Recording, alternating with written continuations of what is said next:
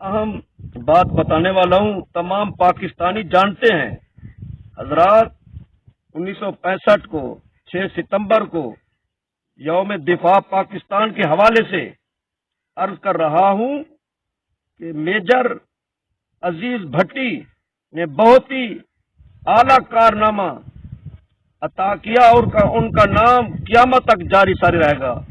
M आलम जो मशहूर हैं वो ऊपर लड़ते रहे प्यारे के जरिए से, और ये जो है ना तोप और टैंक के जरिए से जमीन पर बड़ी अपने फन के साथ और बड़े मुजाहरे और अपने बहुत ही खूबसूरत फन के साथ इन्होंने कारनामा अंजाम दिया कि यहां से लाहौर से इनको अल्लाह ने ताकत दी, दिल्ली तक इनका टैंक जो है ना वो जारी सारी रहा।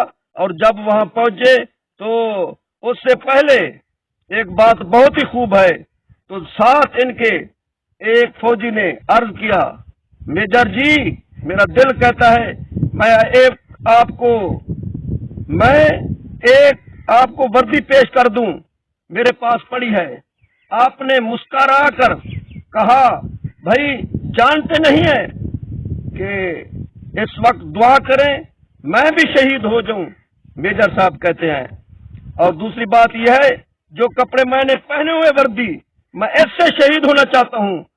और मुझे और जो लोग जानते हैं जो अपने कपड़े और अपनी वर्दी होती है वो प्यारी होती है, जो वर्दी मेरे साथ है मैं इसी के साथ अल्लाह को जान देने वाला हूं।